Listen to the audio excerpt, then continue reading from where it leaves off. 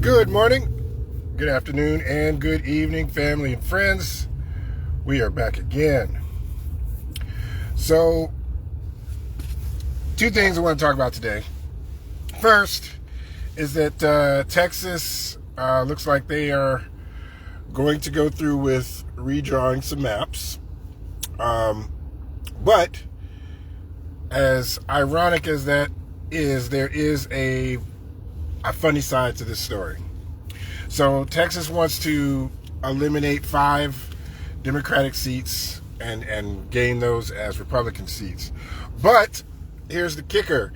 In redrawing those maps, what they have done inadvertently is on the low end, it says 7. But on the high end, they've made 10 of their own Republican districts vulnerable for change. Now, I'm not saying that that's going to happen, but it's not as open and closed or open and shut as they would lead you to believe.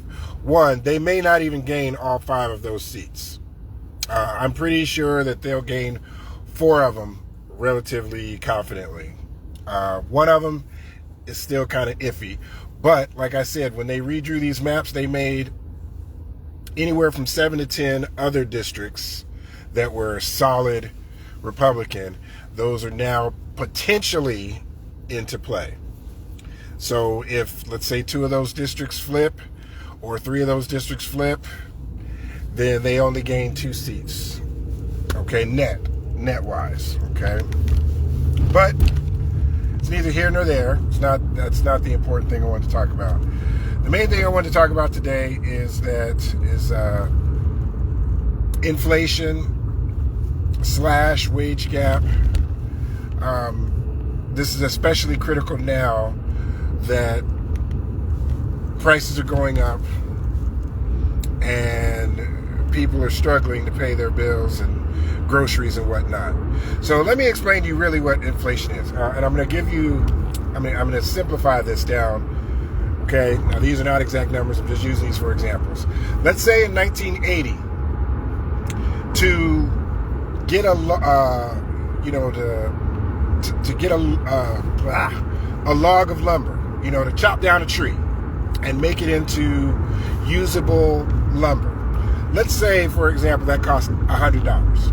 Okay, the machine that they used hasn't changed. The number of people it takes to do that hasn't changed. Okay, 1980, $100. So why is it that today in 2025 that same piece of lumber now costs $500? Okay, here's why, and this is why inflation it's made up by the rich to keep people poor, and to keep them rich to keep people poor. The reason why it's $500 now is because executives want their raises and bonuses, and for a company to be looked at positive, they have to show a profit or profit growth year after year. So that same product that cost $100, inflation, now today it's $500 because executives have to get raises, stockholders have to get raises, shareholders have to get raises. They have to show an increased profit year after year. So if the company was making a profit in 1980, whatever that profit was, let's say it's $5. So when you fast forward 40 years, they've got to be making a profit of 40. They've got to make at least $1 profit more every year, regardless that the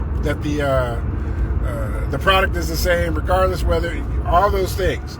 Okay, then you add in not just the executives from the lumber company, but the executives for the shipping and trucking companies, the warehouse and storage companies, the retail or outlet store executives getting raises. So everybody's got their hand in that. Everybody's got their hand in that cookie jar, wanting raises.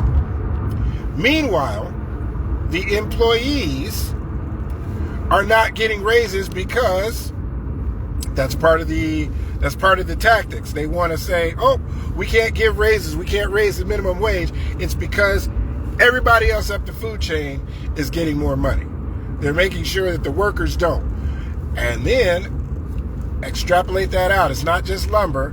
Now you're talking about your cars, you're talking about your rent, you're talking about everything that's going up. And they say, oh, it's the cost of living going up. No, what that is it's the executives and owners and shareholders wanting increased profits year after year. There it is. There's your economics lesson for the day.